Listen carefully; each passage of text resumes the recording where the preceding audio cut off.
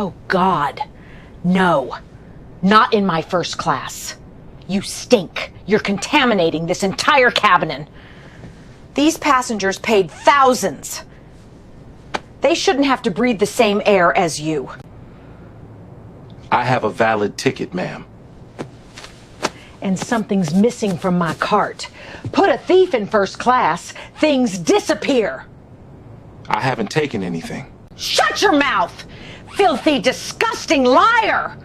Have you ever watched pure hatred target the wrong person and known karma was coming?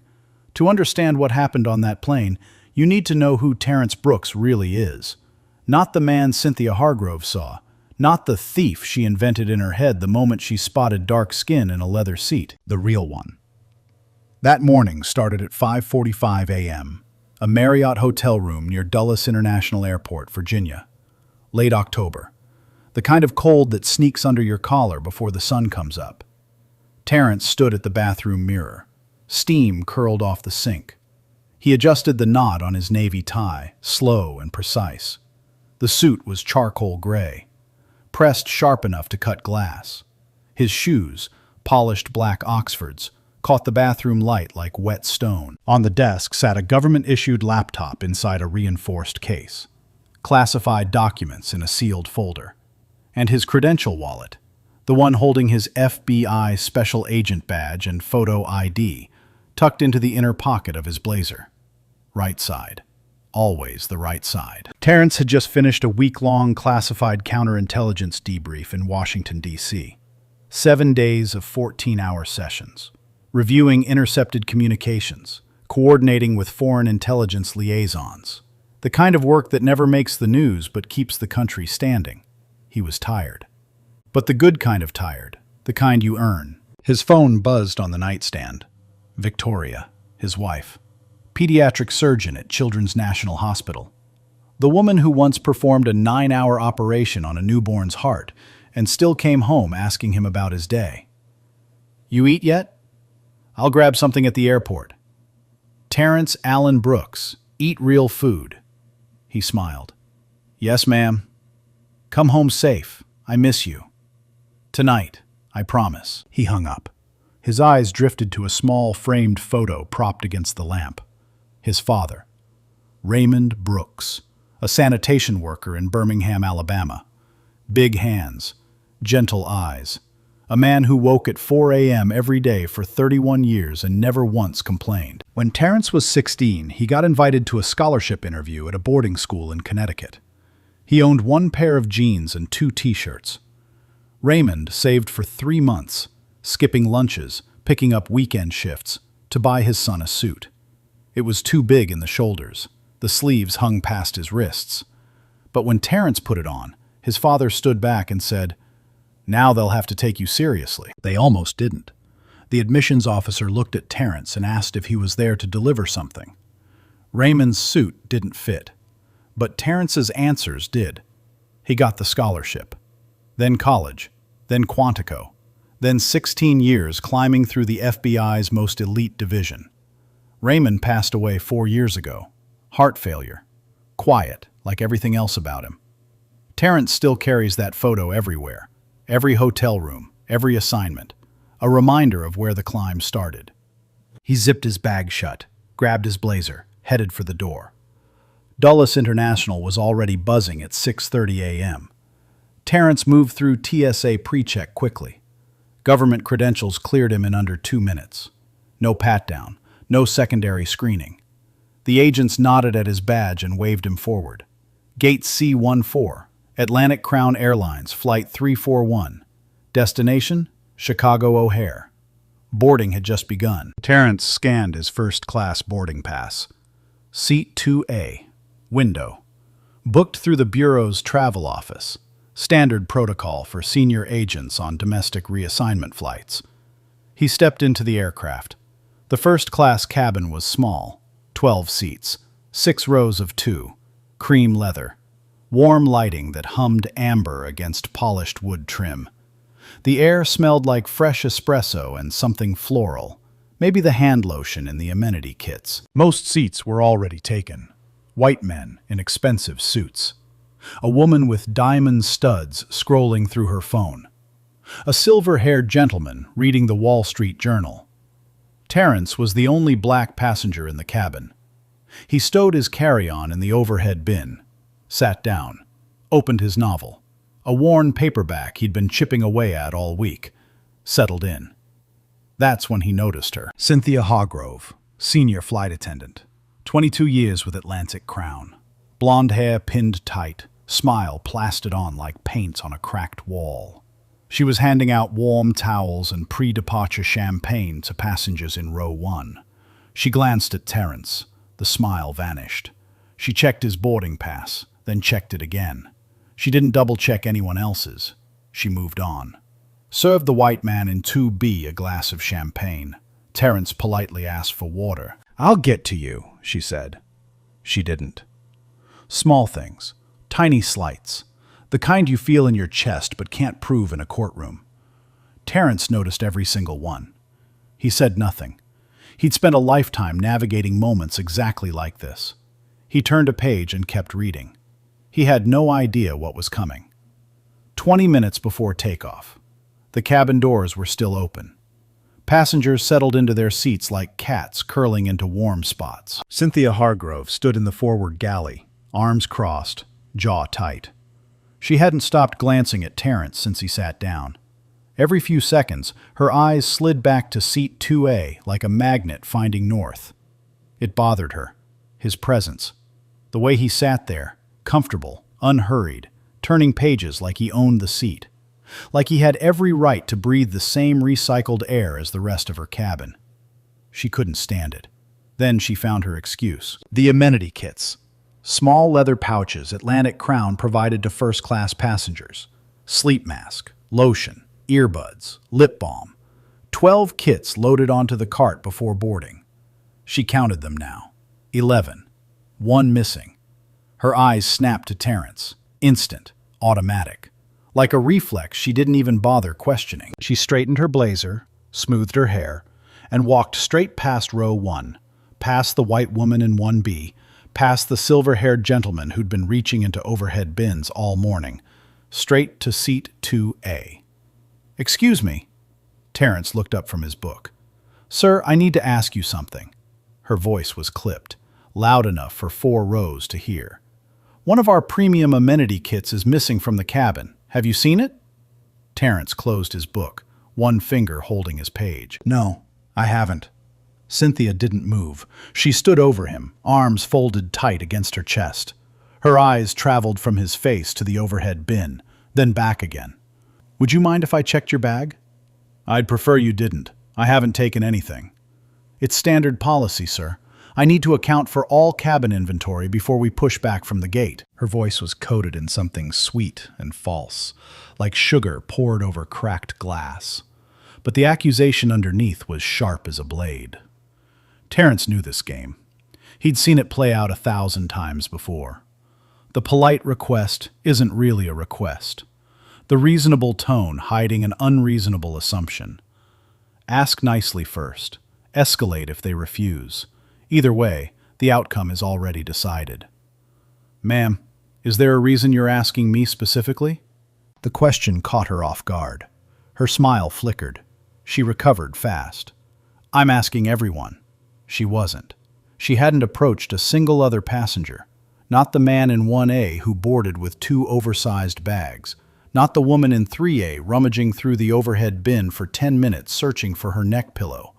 Not the silver-haired gentleman. Not anyone. Just Terrence. "I appreciate that," he said, his voice low and steady.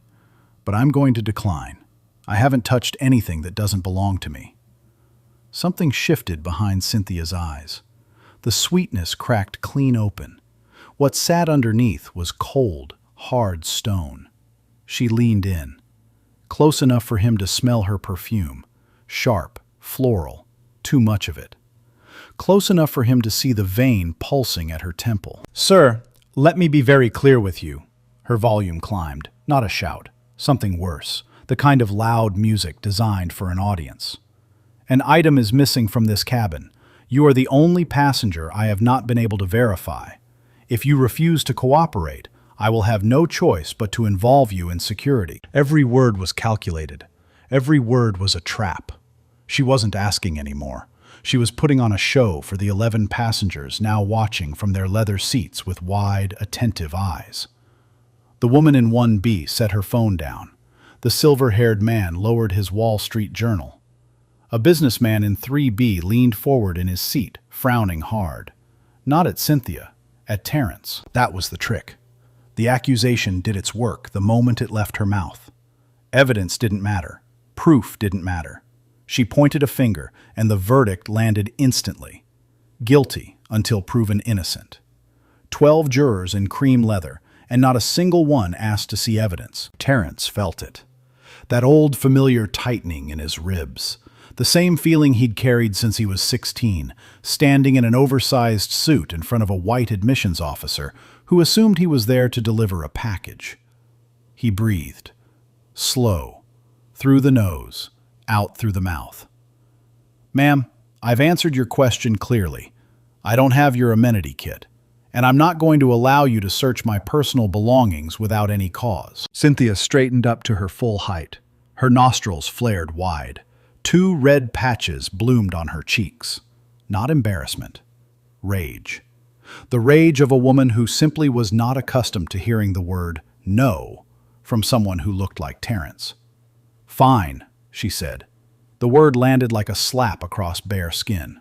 She spun on her heel and marched to the forward galley. Her flats clicked against the floor, sharp, rapid, furious, like a countdown timer ticking towards 0. She grabbed the intercom handset. Her knuckles turned white around it. "This is Senior Attendant Hargrove, requesting the Federal Air Marshal on board to report to the first-class cabin immediately. We have a security situation in progress." A security situation. Not a missing toiletry pouch. Not a routine inventory miscount. A security situation. The words hung in the pressurized air like a poison cloud. Passengers shifted. The woman in 1B pulled her handbag tight against her lap. The businessman in 3B shook his head slowly, looking at Terrence like he was a stain on the carpet that needed scrubbing out. 30 seconds of silence, then heavy footsteps from behind the curtain. Doug Lassiter stepped into first class. Late 40s, broad across the shoulders, square jaw cut from granite. The kind of man who fills a doorway without trying. He wore a plain navy blazer over a white shirt.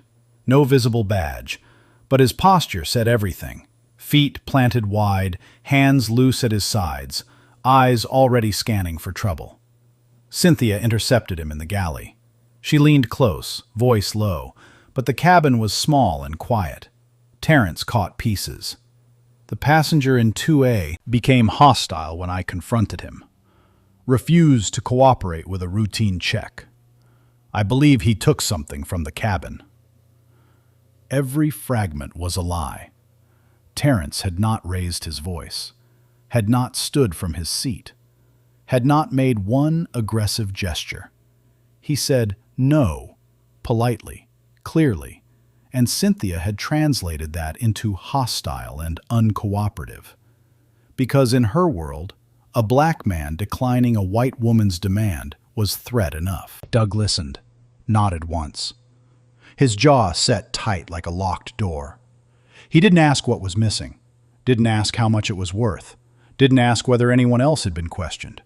He took every word from Cynthia's mouth and swallowed it whole. Then he turned toward seat 2A. He walked down the narrow aisle, slow, heavy. Each footstep is deliberate enough to vibrate through the cabin floor. He stopped at Terrence's row, planted his feet, looked down. "Sir, I'm Federal Air Marshal Doug Lassiter. I need you to stand up." Terrence looked up at him, calm, measured, his book still resting in his hand. "On what basis?" "The crew has reported a missing item. They've also indicated you were uncooperative during questioning.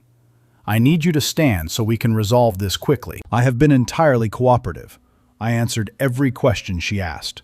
I told her plainly that I don't have her missing item. What I declined to do was let her search my personal belongings without cause or consent." Doug's eyes narrowed to slits. A single muscle jumped along his jaw. "Sir, I'm not going to ask you again. Silence swallowed the cabin whole. The low drone of ventilation. The faint whine of auxiliary power from outside. The soft creak of leather as passengers leaned in or pulled away. 12 people watching. Not one opened their mouth. Except one. In seat 3A, a woman named Nora Pennington, early 30s, red hair pulled into a loose knot, freckles scattered across her nose, quietly lifted her phone from her lap. She angled the screen toward the aisle. Her thumb found the red button. She pressed record. The small dot blinked alive. Nora didn't speak. Didn't need to. She watched, and her phone captured every second. Terrence placed his book gently on the seat beside him. He looked at Doug Lassiter, armed federal officer, standing over him like a wall because a flight attendant decided his skin was probable cause. Then he looked past Doug, back at Cynthia. She stood in the galley doorway, arms crossed, chin lifted. A thin smile sat on her lips, the smile of a woman who had summoned an armed man to handle a problem she created from nothing. Terrence's father once told him something he never forgot. When they try to make you small, don't you dare shrink. Stand so straight they have to look up. He stood, slowly, deliberately, rising to his full 6'2". He looked Doug Lassiter dead in the eyes. I'm standing. Now what? Doug Lassiter stared at Terrence for a long, hard moment. The kind of look designed to make a man feel small, to remind him who holds the power in this narrow aluminum tube 30,000 feet above nothing. Terrence didn't blink. Step into the aisle, sir. Terrence moved slowly, not out of fear, out of principle. Every motion is deliberate, controlled. He wasn't going to give this man a single reason. Not a flinch, not a stumble, not a sudden hand movement, to justify what was already unjustifiable. He stepped into the aisle. The carpet was thin beneath his polished Oxfords. The overhead lights cast a pale wash across his face. He could feel the heat of 12 pairs of eyes pressing into his back like fingertips. The moment he cleared the row, Cynthia moved. She didn't ask, didn't wait, didn't even glance at Doug for approval. She reached up, popped the overhead bin, and pulled Terrence's carry-on bag down with both hands. It landed on seat 2B with a heavy thud. I did not give you permission to touch my belongings. Terrence's voice was calm, firm, but calm. Cynthia ignored him completely. She unzipped the main compartment and began pulling items out one by one. A laptop sleeve. She set it aside. A neatly folded dress shirt. She shook it out, checked the creases, dropped it on the seat. A leather toiletry bag. She opened it, rifled through the contents, sniffed at a bottle of cologne like it might be evidence. Ma'am, I said I did not consent to this search. And I said we have a security situation, Cynthia snapped without looking up. Marshal, please keep him where he is. Doug placed his hand on Terrence's shoulder. Not gentle, not violent, something in between. A grip that said, I can make this worse. Terrence felt the weight of those fingers. He could feel the man's pulse through his palm, elevated, ready. The faint smell of Doug's aftershave mixed with the recycled cabin air, cedar, and tension. Cynthia kept digging. A sealed folder of documents. She flipped it open, glanced at the pages inside, tossed it back. A pair of running shoes in a drawstring bag. She pulled them out, squeezed them, looked inside each one. Nothing. No amenity kit. No stolen property. No contraband. Nothing that didn't belong to Terrence Allen Brooks. She stood up straight. Her lips pressed together until they turned white. For a single second, one flickering second, something crossed her face. It might have been a doubt. It might have been the very first crack in her certainty. Then it vanished. Check his seat pocket, she said to Doug. He could have stashed it. Doug released Terrence's shoulder and leaned across row 2. He reached into the seat pocket in front of 2A and pulled out its contents. A pair of reading glasses in a soft case, a granola bar wrapper, the airline's safety card. Nothing. His jacket, Cynthia said. Her voice was climbing now, tighter, faster. The voice of someone building a house on sand and feeling the ground shift. Check his jacket pockets. He's wearing a blazer. There are pockets everywhere. "Ma'am," Terrence said. He turned to face her directly. "You've searched my bag. You've gone through my seat. You've found absolutely nothing. At what point does this end?" Cynthia's chin lifted. Her eyes locked onto his with something that went beyond suspicion. It was contempt. Raw, undiluted contempt. "It ends when I say it ends. You don't get to tell me what happens in my cabin." "Your cabin?" "My cabin. My rules. And right now, my rules say you don't move until I'm satisfied." The words settled over the first-class section like a thick, suffocating fog. My cabin. My rules.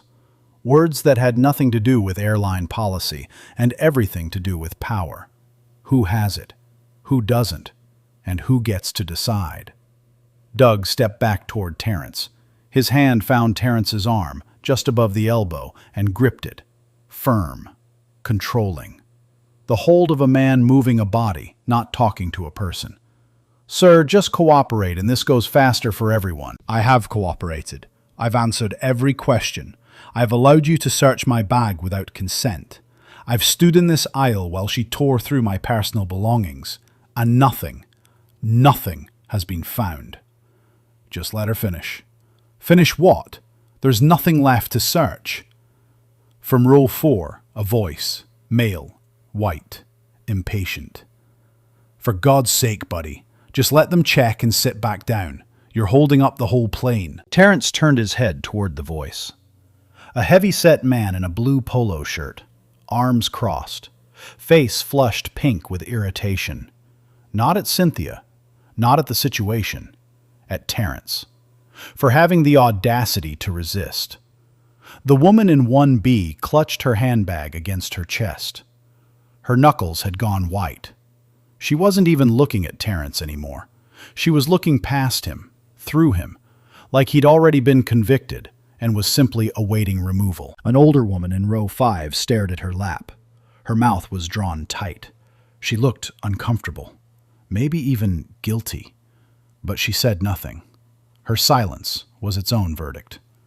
Cynthia reached for Terrence's blazer. Her fingers aimed for the outer breast pocket.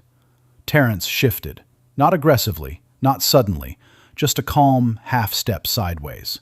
Instinct.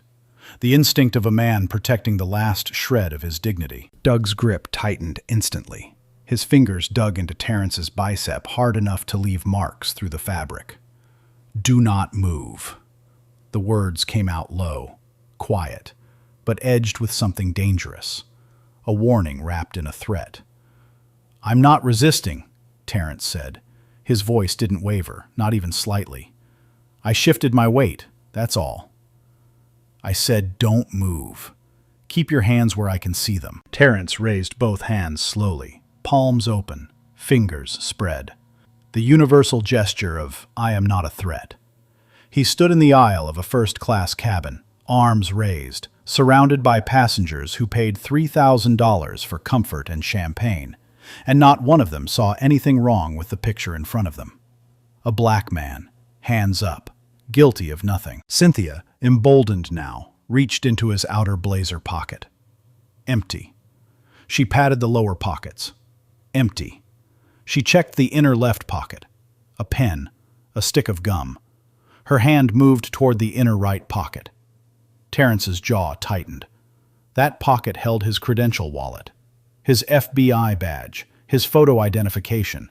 Everything he was, everything she refused to see, was sitting 3 inches from her fingertips. But she stopped. She pulled her hand back, flustered, annoyed. Her fingers had found nothing, and the realization was starting to eat at her from the inside.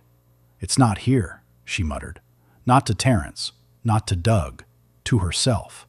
Like the words were a betrayal. But she didn't apologize. She didn't step back.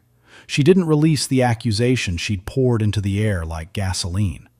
Instead, she doubled down. "He could have passed it to someone, or hidden it in the lavatory before I started looking." She was inventing now, manufacturing theories, building walls of fiction to protect herself from the simple, humiliating truth. She targeted the only black man in first class, and she was wrong. "I'm calling the captain," she announced. "This needs to be resolved before we push back." She marched to the intercom and lifted the handset for the second time. "Captain Hollowell, your presence is requested in the first-class cabin. We have an ongoing situation with a non-compliant passenger." Non-compliant. Another word twisted beyond its meaning. Terrence had complied with everything except the surrender of his dignity. And that, apparently, was non-compliance enough. Doug still held Terrence's arm. Nora Pennington still held her phone. The red recording dot pulsed quietly in the dim cabin light like a tiny heartbeat. Nobody spoke. The ventilation hummed. The auxiliary power unit whined outside. Somewhere in economy class, a baby cried, distant, muffled, almost dreamlike. And then the cockpit door opened. Heavy footsteps from the cockpit, measured, authoritative. Captain James Hollowell stepped through the flight deck door. Late 50s, gray at the temples, deep lines carved around his eyes from decades of squinting at instrument panels and reading weather. He wore 4 gold stripes on his shoulder epaulets. His presence shifted the gravity of the entire cabin. He looked at the scene in front of him. A black man standing in the aisle, hands visible, arm held by a federal air marshal. A flight attendant hovering nearby, flushed and breathing hard. An open carry-on bag with its contents scattered across seat 2B, and 12 passengers watching in cathedral silence. "What's going on here?" he asked. Cynthia stepped forward immediately. Her voice poured out fast, too fast, like water from a cracked pipe. "Captain, the passenger in 2A has been uncooperative since boarding. An item is missing from the cabin, and he has refused every attempt to resolve the situation. He became confrontational with the marshal. I believe he's a security risk and should be removed from the aircraft." Every single sentence was a lie, but she delivered them with the confidence of a woman who had never been questioned in 22 years of service. Hollowell looked at Terrence. "Sir, your version?" Terrence lowered his hands slowly. His voice was measured, not angry, not pleading, just clear. "Captain, I boarded this aircraft with a valid first-class ticket. Since sitting down, I've been singled out, publicly accused of stealing an amenity kit, and had my personal belongings searched without my consent. Nothing was found. I'm now being physically restrained by a federal air marshal based on this attendant's word alone. No evidence, no cause, no justification." Hollowell's eyes moved between Cynthia and Terrence, back and forth. His expression was unreadable. Then he looked at Doug's hand, still wrapped around Terrence's arm. He said nothing. And in that silence, Terrence understood. The captain wasn't going to save him. Not yet. Maybe not at all. He was going to wait. Weigh it. Play it safe. The silence of authority is the loudest sound in the world when you're the one standing in the aisle. Captain Hollowell exhaled through his nose. Long, heavy. The exhale of a man who wanted this to be someone else's problem. "All right," he said. "Let's make this simple. Sir, do you have identification on you?" Terrence looked at the captain, then at Doug, whose fingers were still clamped around his arm, then at Cynthia, who stood behind them both with her arms folded and her chin raised like a queen watching a peasant kneel. "I do," Terrence said quietly. "It's in my blazer, inner right pocket, the pocket she didn't finish checking." Hollowell nodded. "Go ahead." Doug released his grip, slowly, reluctantly, like letting go of a leash. Terrence lowered his right hand. Steady, no rush. He reached into the inner right pocket of his charcoal blazer, the same pocket Cynthia's fingers had hovered over and pulled away from just minutes ago. His hand came out holding a leather credential wallet, dark, worn at the edges, government issued. He didn't flip it open immediately. He paused. 1 breath. 2. The cabin was so quiet you could hear the leather creak as his thumb found the clasp. He opened it, and the gold caught the light. A shield, polished, gleaming under the warm amber glow of the first-class cabin. blue enamel border, an eagle perched at the top, and beneath it, 3 words engraved in capital letters that changed everything. Federal Bureau of Investigation. On the opposite flap, a photo ID. His face, his name, his title. Special Agent Terrence A. Brooks, Counterintelligence Division. He held it open, arm extended, high enough for the captain to read, high enough for Doug to see, high enough for every single passenger in that 12-seat cabin to understand exactly what they were looking at. Silence. Not the uncomfortable silence from before, something deeper. The silence of a room full of people realizing, all at once, that they just watched the wrong man get destroyed. Cynthia's face drained. Not slowly, all at once. Like someone pulled a plug beneath her skin. The color ran out of her cheeks, her lips, her forehead. She went from flushed pink to paper white in under 2 seconds. Her mouth opened. Nothing came out. Doug's hand, the same hand that had gripped Terrence's arm hard enough to bruise, dropped to his side like it had been cut from a string. His shoulders sagged. His jaw went slack. He stared at the badge like it was a loaded weapon pointed at his chest. Captain Hollowell took 1 step back. His eyes moved from the badge to Terrence's face, then back to the badge, then to Cynthia. He didn't speak. He didn't need to. His face said everything. Terrence held the badge open for 3 more seconds, letting it breathe, letting the gold and the blue and the eagle in his name do what his words had failed to do for the last 20 minutes. Command respect. Then he spoke, not loud, not angry, calm, measured. Each word was placed with the precision of a man who had spent 16 years interrogating people who lied for a living. My name is Special Agent Terrence Allen Brooks. I serve in the FBI's Counterintelligence Division out of the Washington Field Office. I have been with the Bureau for 16 years. He turned to Cynthia. She flinched, actually flinched, like his gaze was a physical thing. You publicly accused me of theft without a shred of evidence. You searched my personal belongings without my consent and without legal authority. You fabricated a security threat to summon an armed federal officer. And you did all of this in front of a cabin full of witnesses. His eyes moved to Doug. You identified yourself as a federal air marshal. You physically detained a fellow federal agent based entirely on the unverified word of a flight attendant. You did not conduct an independent assessment. You did not ask me a single question before putting your hands on me. Doug swallowed. His Adam's apple bobbed like a stone dropping through water. Terrence turned back to Hollowell. Captain, I'd like this aircraft to remain at the gate. I am formally requesting that this incident be reported to Atlantic Crown's Corporate Security Office, the TSA's Federal Air Marshal Service, and the Department of Transportation. I will also be filing a formal complaint through the Bureau. Hollowell's mouth was a thin, tight line. He nodded once, twice, 3 times. Quick, mechanical nods. The nods of a man whose brain was running calculations on exactly how much trouble had just walked into his aircraft. Understood, Agent Brooks. Yes, understood. Behind Terrence, the cabin stirred. The businessman in 3B, the one who'd said, "Just let them check, buddy," was staring at his own hands like they belonged to someone else.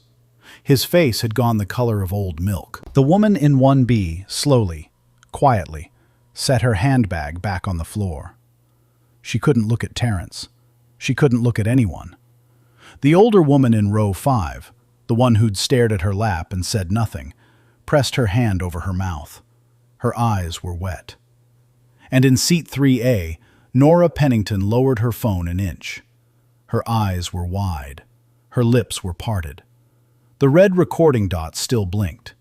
She hadn't missed a single frame. Cynthia Hargrove stood frozen in the galley doorway. Her arms had fallen to her sides. Her perfectly pinned blonde hair suddenly looked ridiculous. Her pressed uniform suddenly looked like a costume. She opened her mouth one more time. I was just... Terrence looked at her. Save it for the investigation. The silence, after Terrence's words, lasted 4 seconds. Nobody moved. Nobody breathed. The cabin hung frozen like a photograph, suspended in the aftermath of a detonation nobody saw coming. Then Cynthia cracked. "I was just doing my job." Her voice came out thin, shaky, like a string wound too tight. "There was a missing item. I followed the procedure. I would have done the same for anyone." Captain Hollowell answered before Terrence could. "Anyone?" His voice was low, dangerous.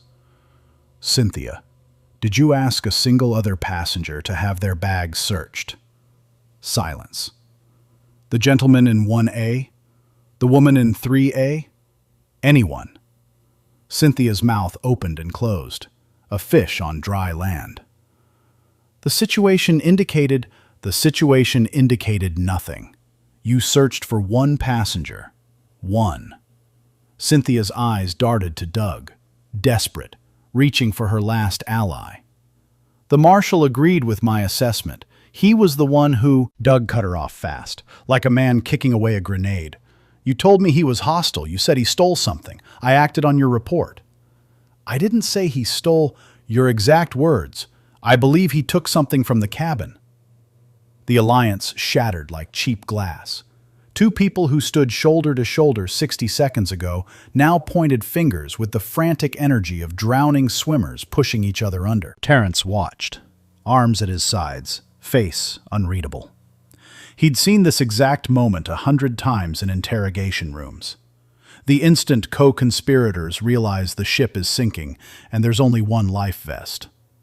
Captain Hollowell raised his hand. "Cynthia, you are relieved of duty for this flight, effective immediately. Collect your personal items and wait in the forward galley for ground security." Her face collapsed, jaw dropped, eyes wide and glassy, shoulders caved inward like someone removed her spine. "Captain, please. 22 years. I've been with this airline 22 years. Step back, now." She retreated into the galley on stiff, mechanical legs. Her hand found the counter for balance. Her fingers trembled against the steel surface. Hollowell picked up the gate phone. Within 3 minutes, 2 Atlantic Crown ground security officers appeared at the cabin door. Blue uniforms, stone faces. They escorted Cynthia off the aircraft. She walked the jet bridge with her head bowed. Her heels clicked against the metal floor. Slower now, smaller. The confident rhythm from before was gone, replaced by the unsteady shuffle of a woman whose world had flipped upside down. Hollowell turned to Doug. "Marshal Lassiter, you will file a full incident report before this aircraft reaches cruising altitude. Every detail, every word, every action. Your conduct will be reviewed by the Federal Air Marshal Service." Doug nodded once. His jaw clenched so tight the muscles twitched beneath his skin. "Understood, Captain." He retreated to business class without another word. He didn't look at Terrence. Couldn't. Hollowell turned to Terrence. His voice softened. Not much, but enough. "Agent Brooks, I owe you an apology. I should have asked harder questions before this went as far as it did. That failure is mine." "I appreciate that, Captain." Hollowell signaled a junior flight attendant, a young woman standing near the galley curtain, wide-eyed and pale. "Get Agent Brooks whatever he needs." Then Hollowell delivered the final blow. He picked up the cabin intercom. "Ladies and gentlemen, this is your captain. I want to inform you that the item reported missing from the first-class cabin has been located in the economy galley. It was placed there by mistake during pre-boarding preparation. There was no theft. No passenger was responsible. I apologize for the disruption." He set the handset down. The words sank into the cabin like stones into deep water. No theft, no missing item, no crime. Every accusation, every search, every hand on Terrence's arm, built on absolutely nothing. A crew error, a toiletry pouch placed on the wrong cart. That was it. That was the entire foundation of a public humiliation that had lasted 20 minutes and stripped a decorated federal agent of his dignity in front of 12 strangers. The businessman in 3B stared at the seat in front of him. The woman in 1B pressed fingers against her closed eyes. The older woman in row 5 wiped her cheek with the back of her hand. and Terrence Brooks sat back down in seat 2A, quietly. He picked up his book, found his page. He didn't say a word. The plane landed in Chicago at 11:47 a.m., Gate B-22, O'Hare International.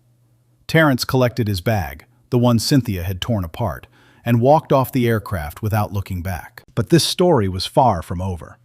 Because Nora Pennington had 14 minutes of uninterrupted video on her phone. And by the time her Uber pulled away from the terminal, that video was already uploading. She posted it on social media at 12:31 p.m. Central Time. The caption was simple: "Watch an FBI agent get accused of stealing a toiletry bag because he's black. First class, Atlantic Crown Airlines."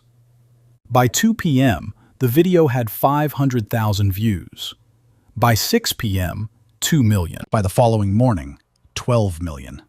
And climbing. The footage was devastating. Crystal clear audio, steady framing. Every word Cynthia spoke was captured. The accusations, the contempt, the "my cabin, my rules." Every moment of Doug grabbing Terrence's arm, every second of Terrence standing in that aisle with his hands raised, and the badge reveal, the gold shield catching the cabin light, played like a scene from a movie. Except it wasn't a movie. It was real. And the internet knew it. The hashtag Justice for Brooks hit trending within 8 hours. It stayed there for 3 days. Comments poured in by the hundreds of thousands. Rage, disbelief, people tagging Atlantic Crown Airlines demanding answers, people tagging the FBI demanding a statement, people tagging their congressman demanding action. Atlantic Crown released a statement at 9 a.m. the next morning. 3 sentences. Corporate language so bland it could have been written by a machine. Atlantic Crown Airlines is aware of an incident involving a passenger on Flight 341. We take all matters of passenger experience seriously. An internal review is underway. The internet tore it apart. Passenger experience. Like Terrence had received a cold meal instead of a public humiliation. The statement made things worse, much worse. Then the FBI spoke. Deputy Director Alan Stafford stood behind a podium at the J. Edgar Hoover Building in Washington, D.C. Gray suit, American flag pin, face carved from granite.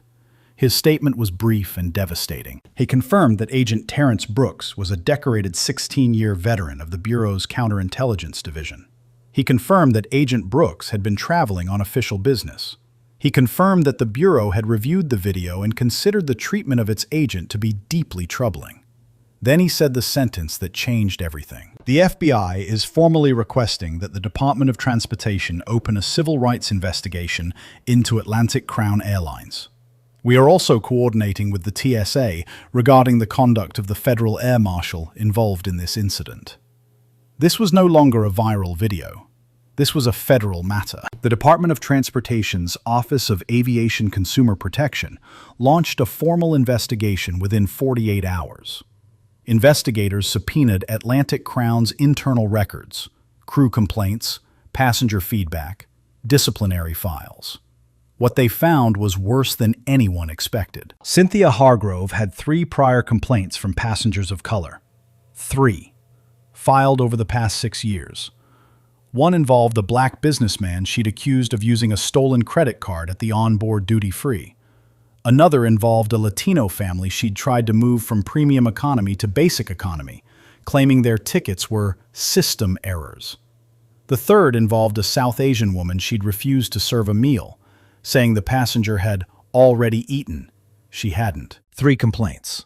3 passengers of color. All quietly buried by Atlantic Crown's Human Resources Department. Marked as resolved, no action required. Filed away in a drawer that nobody ever opened, until now. Atlantic Crown fired Cynthia Hargrove 9 days after the incident. The termination letter cited gross misconduct, violation of passenger rights, and conduct unbecoming of airline personnel. 22 years of service, gone in 1 paragraph. But the law wasn't finished. The District Attorney's Office in Virginia filed criminal charges against Cynthia Hargrove. 2 counts. Filing a false report for fabricating the claim that Terrence was hostile and had stolen airline property. and unlawful restraint for directing Doug Lassiter to physically detain Terrence without legal justification. Cynthia's attorney entered a plea of not guilty. The case went to trial. The courtroom was packed. Media in the gallery, cameras outside. Nora Pennington took the stand as a witness. She was calm, clear, unshakable. She described exactly what she saw. Every word, every gesture, every lie. The prosecution played the video for the jury, all 14 minutes. The courtroom was silent. Jurors watched Cynthia sniff Terrence's cologne bottle, watched her shake out his dress shirt, watched her say, "My cabin, my rules." Watched Terrence stand with his hands raised, guilty of nothing. Cynthia's defense was simple. "I was doing my job. I would have treated any passenger the same way." The prosecution dismantled it in under 10 minutes. They showed the passenger manifest. 12 people in first class. Cynthia approached one. They showed the 3 prior complaints. They showed the pattern. They asked the jury a single question. If it wasn't about race, why was it always about race? The jury deliberated for 4 hours. Guilty. Both counts. Sentencing came 2 weeks later. 18 months probation. 200 hours of community service with a civil rights organization. Mandatory bias training. And a permanent employment ban from any U.S. airline carrier. Cynthia stood in the courtroom as the judge read the sentence. Her hands shook at her sides. Her attorney placed a steadying hand on her elbow, the same spot where Doug had gripped Terrence's arm on that plane. Doug Lassiter didn't escape either. The TSA's Internal Affairs Division concluded that he had failed to independently verify Cynthia's claims before using physical force on a passenger. He was placed on indefinite administrative leave. His security clearance was suspended pending further review. His career, 20 years of it, hung by a thread thin enough to snap in a light breeze. And Atlantic Crown Airlines settled a civil lawsuit brought by Terrence Brooks for an undisclosed sum. As part of the settlement, the airline agreed to implement mandatory de-escalation and implicit bias training for every crew member, flight attendants, gate agents, ground staff, all of it. Audited annually by an independent civil rights organization. The airline that tried to bury 3 complaints now had a federal monitor watching every move it made. Justice doesn't always come fast, but when it comes for everything. 6 months later, a Saturday morning in April, Virginia. Terrence Brooks stood in his kitchen, pouring coffee into a mug that read, "World's Okayest Husband," a gift from Victoria. She bought it as a joke after he burned scrambled eggs for the 3rd time in 1 week. Victoria sat at the counter, still in scrubs from an overnight shift. Her eyes were tired but warm. She watched him the way she always did, like he was the most interesting thing in the room, even when he was just stirring sugar. "Are you nervous?" she asked. "About what?" "The school visit. The kids." He smiled. "A little." "You'll be great. You always say that.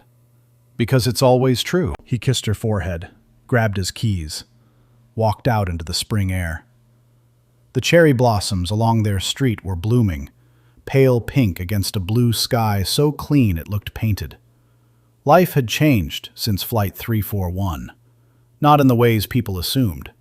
Terrence didn't do interviews, didn't write a book, didn't launch a podcast.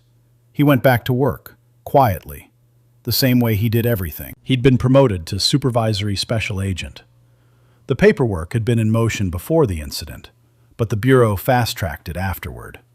Not as a reward, as a recognition.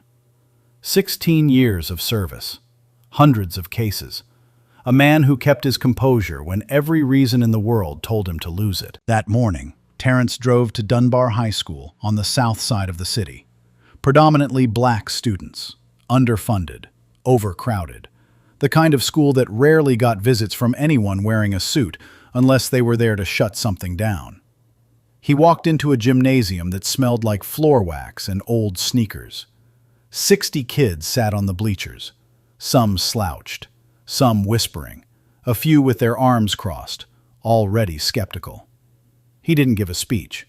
He told a story. He told them about a sanitation worker in Birmingham who who saved 3 months of wages to buy his son a suit that was 2 sizes too big. He told them about a scholarship interview where the admissions officer assumed he was the delivery boy. He told them about sitting in seat 2A and being called a thief by a woman who never once considered he might be anything else. The gym was silent. A boy in the front row, 15, maybe 16, skinny arms poking out of a t-shirt 2 sizes too large, raised his hand. "Did you ever want to just snap on that lady? Like, for real?" Terrence laughed, a real laugh, deep, warm. "Every second," he said. "Every single second." The boy grinned. "But my father taught me something I never forgot. When people try to make you small, you don't shrink. You stand so straight they have to look up." A girl in the back row was writing in a notebook. Her pen moved fast, capturing his words like they were something precious she didn't want to lose. Terrence looked at her, then at the boy, then at all 60 of them. "The world will try to tell you who you are. Don't let it. You tell the world." He stayed for an hour after, shook hands, answered questions, took photos with kids who had never met an FBI agent before, and never imagined one could look like them. Back in Virginia, Cynthia Hargrove completed her 200 hours of community service at a racial justice nonprofit. Whether she truly changed or simply endured the punishment, nobody could say for certain. But staff at the organization reported that after her mandated hours ended, she signed up for an additional bias workshop, voluntarily. She never spoke publicly about the incident. Her attorney released a single statement expressing deep remorse. The internet remained skeptical, but she showed up. That counted for something, maybe. Nora Pennington, the woman in seat 3A with the red hair and the steady hand, was interviewed on a national morning show. The host asked her why she started recording. Her answer was simple. "I didn't do anything heroic. I just didn't look away."